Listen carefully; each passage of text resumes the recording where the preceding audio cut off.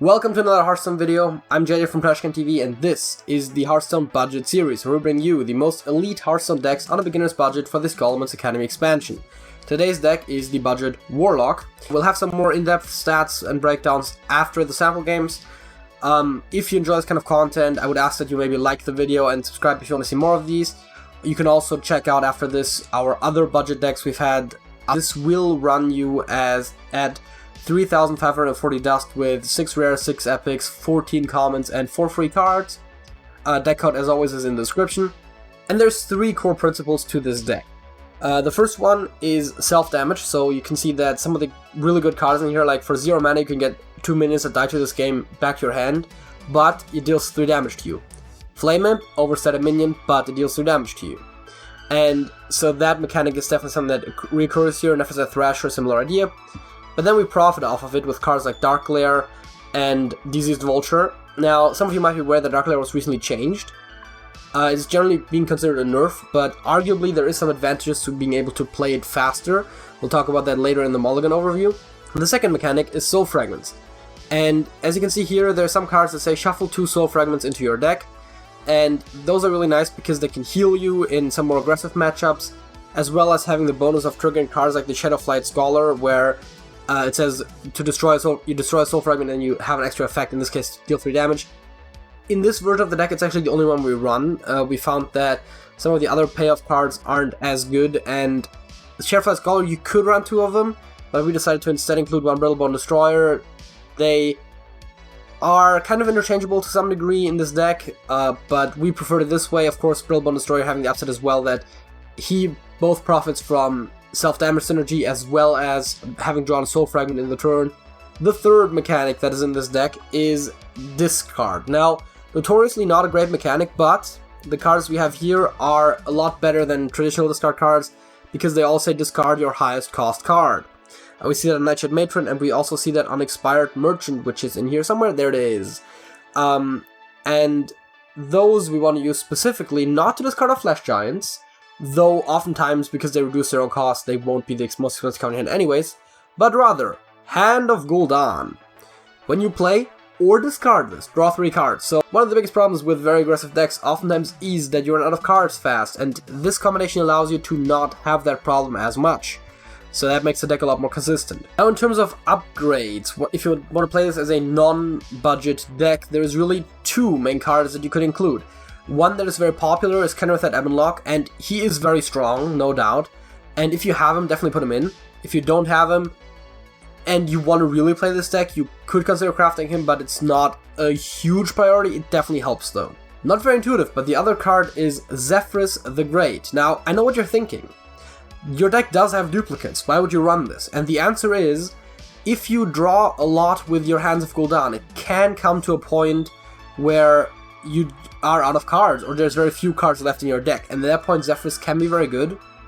Now, we haven't played around with Zephrys specifically that much. I know that some people play it. It's definitely worth trying out if you have him, but definitely not as good in this deck as Kenrith had, but just wanted to point that out. That brings us to the Mulligan, and not very intuitive once again. The best Mulligan keep in this deck is actually Dark Lair. Now, I mentioned it earlier, it's now cheaper than it used to be, and it is a really good play for 2 mana. That being said, the second best thing to have, of course, are 1-drops. Specifically, in order, Flame Imp, Spirit Jailer, and then technically the order goes Tour Guide, Voidwalker. Whether you want Tour Guide or Voidwalker depends a lot on the matchup. If you're facing a very aggressive deck, you might prefer Voidwalker. If you are taking the aggressive role in the matchup, you probably would rather have Tour Guide. Also, of course, depends a little bit on what you have, and if you have a Dark Lair on hand, maybe Tour Guide is more appealing. Generally, if you have only one drop on the hand, you almost always keep it, though. The cards you don't want to keep are the very expensive ones. That is a trend here in the budget series with the aggressive decks. Flesh Giants are going to be too expensive in the early game. You can, by the time you draw them later, they will be very cheap, but not in the beginning, so you don't want to keep them. Diseased Vulture isn't very good either in the beginning. Brittlebone Destroyer usually also isn't. So those sorts of cards is the ones you want to avoid. Hand of Gul'dan as well, of course. Nightshade Matron is actually somewhat keepable, though you really don't want to keep her unless you have an otherwise solid hand. And we enter our first match against a warrior. Yeah, this can be a bit suboptimal, but we'll see now. Here comes the stuff I said about the Mulligan.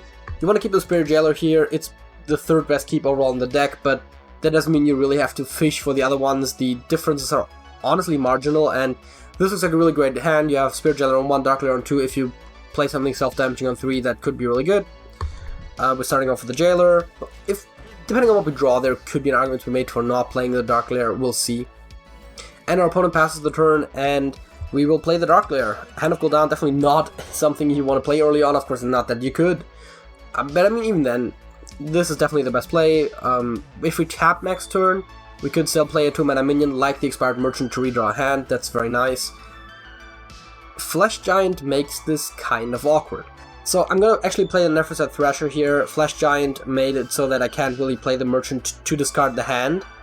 I could still end up discarding the Flesh Giant and then get another Flesh Giant, which is never the worst play, because having 2 Flesh Giants on the hand once they get cheap could be really good, but right now I'd rather have the stats on the board more immediately, not to mention that I would prefer to actually be able to get something off the Hand of Gul'dan. And now this is going to be a big turn. I have the Nephroset Thrasher on the board, so I can use that to get some mana back, so I can tap now. I'll be at 3. Then I attack with the Thrasher and I'm going to be back at 4. Also, the Flesh Giant is going to then only cost 6, which ties it. But I think I'm going to take out the guy here. It's a bit slower, but I'd rather not have some of our other stuff get killed. And now I can play the Merchant. I'm actually not entirely certain what it does on the tie. That happens very rarely, but it discarded the correct card in this case. So nothing much to worry about. So I'm going to just play 2 Voidwalkers. Not a single minion has died yet, so Raise Dead is not available. Not that we would want it right now, but of course the idea that it could potentially give us 1 extra point of mana with the Dark Lair is nothing to scoff at. Lord Barov is definitely a good way to deal with our board. That is, if he can kill it. Cobalt, yeah, that's a way to do it. That is not great, but we do get our Hands of Gul'dan back, so I guess there's something. So I will definitely play the Vulture here. Raise Dead gets us the first minion to be summoned, and depending on what we get, yeah, Voidwalker's nice. So yeah, and you know, it happens. Definitely something to be said about overcommitting against Warrior, but the counterpoint to that would just be that we draw a lot and we have road to draw on our hand, so we'll reestablish the board relatively quickly. If we self-damage a bit more, we can also get some really cheap Flesh Giants, which never hurt, at least not us. Well, I guess getting there does. Wrench Caliber comes out, bombs being added to our deck. We are also adding Soul Fragments ourselves, so not as bad, though we do of course draw very rapidly, so there's something to be said about that. He plays Cutting Class as card draw. That's good for him. It doesn't affect us immediately. And now the question is, what exactly do we play? I think we play the Merchant first. See what we can draw. There's a good chance we will tap either way. And yeah, this definitely helps with that decision. We tap. We get a Dark Lair trigger, though not as important in this case, because we probably don't have a 2-drop to play unless we draw one. Well, Soul Cheer isn't exactly it. So I'll just play the Spirit Jailer, and I'll hit. The Soul Fragment is of course also reducing the cost of the Flesh Giant whenever we draw one, so this is going to be an incredibly good card, and there is a good chance it's going to brawl. But then we have 2 Flesh Giants next turn, so I'm really not too worried about him clearing the board here. And if he finds damage-based removal, then we're even going to get Boombot. Actually, yeah, because we had a full board, but if he now does damage, then we'll get a Boombot. It seems like he doesn't fully clear. We have a lot of Hands of Gul'dan on our hands, on our hand at this point, as well as some Scarabs. We overdraw a Flame Imp, which is, whatever. Do I care? A little bit.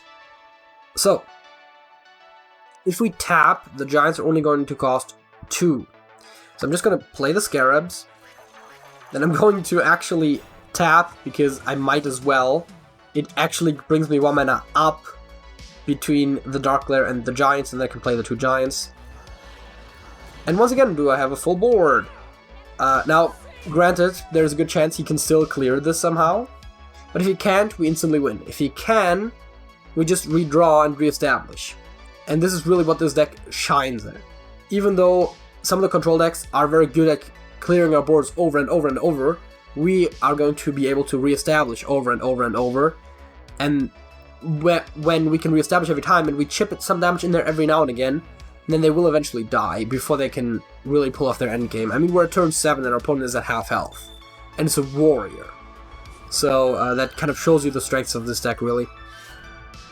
Also, he gets the upgrade weapon to deal with the taunts, so presumably he's not going to have something to deal with the Giants. That is not it. So, this shows you that we can win against classes that wouldn't intuitively seem like good matchups just because of our big strength to reestablish. For our second match, we have a Paladin. Now, I have an inclination of what a Paladin might be doing.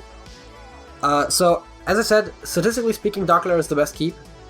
I'm gonna keep it here because we have so many 1-drops that the chance of us drawing one is very high, and there it is, Tour Guide. Now, of course, Tour Guide is one of those cards that you prefer playing after Dark Lair if you have it, but if we don't do another 1-drop, then might as well play it. As a matter of fact, we can make a very cool play here. Since we know what we're gonna play next turn, we don't need to draw right now. We can actually play it, then not tap and play Dark Lair next turn and tap right after it. That's one of the things that people sometimes miss about Tour Guide. It doesn't have to be used the same turn. A lot of discounts like that have to, but this one does not. So now we have Dark Lair, tap, Flame Imp, and we still have 1 mana open. We could kill our Tour Guide to actually get ourselves 1 more mana off of the Raise Dead, but then we don't really have a Soul Shear target here, so I'm just gonna hit face and pass. But yeah, this is kind of how the Dark Lair works. You can really get some extra plays out of it. In this case, we only get 1 extra play, but still, it seems very good. And this looks like we might actually now have a good reason to hit the Tour Guide in. Not that we now would have a good reason to use the Raise Dead, but we can Soul Shear the I think we could, yeah, I think we'll Soul Shear the Resurrected Shotbot here and just play the Void Walker, hit him in the face. We like killing off the minions for against Paladins just in general, because it's clearly Libram Paladin. He's literally played a Libram already. And we also like pushing damage in the face. We could do both this turn. I think this is not too bad. Not to mention that, oh yeah, this looks interesting. So, I think what I'll do here is I'll actually trade off the good E2 shields, because I can now play the Diseased Vulture, which I would really like to not get killed, and the Raise Dead in the same turn to summon 1 minion already. Now, Skydiving Instructor is not exactly the best thing to get, but Flame Imp already a great follow-up play, so next turn we can tap and Flame Imp to get 2 minions summoned, assuming he does not somehow kill the Vulture, which he's very much capable of doing, but yeah, I was about to say there's not really a reason to assume that he can this specific turn, and it doesn't seem like he does. So this will be big, because we can tap for 1 minion. Getting around the free drop for 2 mana is usually worth it. Telretha, not exactly part of our game plan, but it's still not bad. Flame Imp for another minion. Some funny minions we get there, and I think I'm going to trade off here. No reason to allow him to stick a minion. Now, we are going very wide, and I mentioned this already in the last game. There is a chance in these sorts of situations that a board clear comes around. You have the weapon that reduces all of our dudes, and yeah. But again, there's only so much you can do, and we really have the potential to redraw very fast. It seems like he's playing his Elder Truthseeker and a Libram of Wisdom onto it. 7 damage means we'd have to hit a lot into it, or use our Soulfire.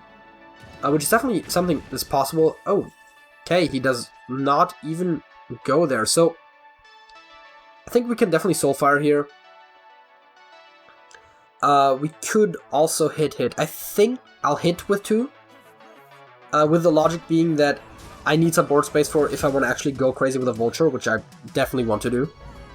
And I will play my Flame Imp here, I'll tap here, and I'll already have a full board again. And I'll even draw Soul Fragment for some healing. Definitely doesn't hurt to have some healing. I mean, in a very literal sense. Also, I have a very wide board. Our opponent is once again at half health at turn 6. And we have a board that can deal 6, 10, 14, 15 points of damage, which is exactly lethal. Now, I don't expect us to get 15 points of damage into his face next turn. That being said, really depends on what spell he's rolling for here. Libra of Justice, that's what I was thinking of earlier. Doesn't really help him. If he doesn't have a way to... If he doesn't have a concept, which of course he can't play this turn anyways, and that's Consecration, yeah, he's just lost on board. Not to mention we have 4 points of damage in our hand. Oh, and that could have also got face, couldn't it? Yeah, could have. The victory is once again ours. In conclusion, here are the stats for this deck. In 50 games for the test, that does not include the 2 shown in this video, we won 27, bringing us at exactly 54% win rate. Our worst matchup was against Hunter, where we won 3 out of 8, and we won 4 out of 5 against Priest. Now again, this set might sound counterintuitive, but as I said, we can really refuel against control decks, and also Priest is not doing this great right now.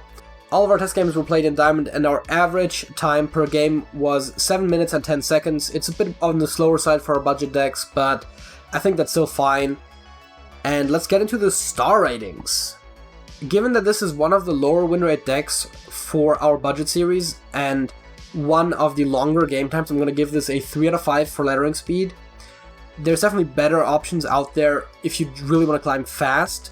But that being said, I feel like you'd still rather grind out games with a deck that you like than with one that you don't like. So if you like this playstyle more than some others, I would still recommend you maybe check it out. Simplicity or learning curve.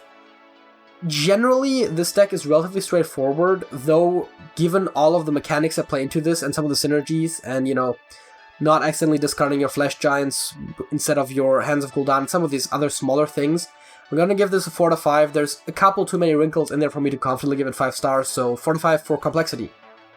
Consistency over games.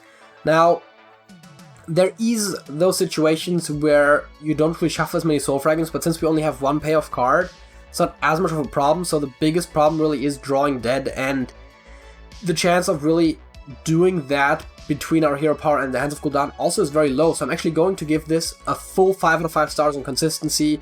It's definitely one of the bright sides of this deck, and for fun, I feel like that already kind of ties to consistency, because this deck does consistently perform relatively well. There are definitely games you lose, and not every matchup is perfect, but I would say that this is kind of fun to play. I've definitely had funner Zoo Warlocks in the past, but I'm gonna give this 4 out of 5 stars for fun. Now, of course, the most subjective category, so make your own judgment on that.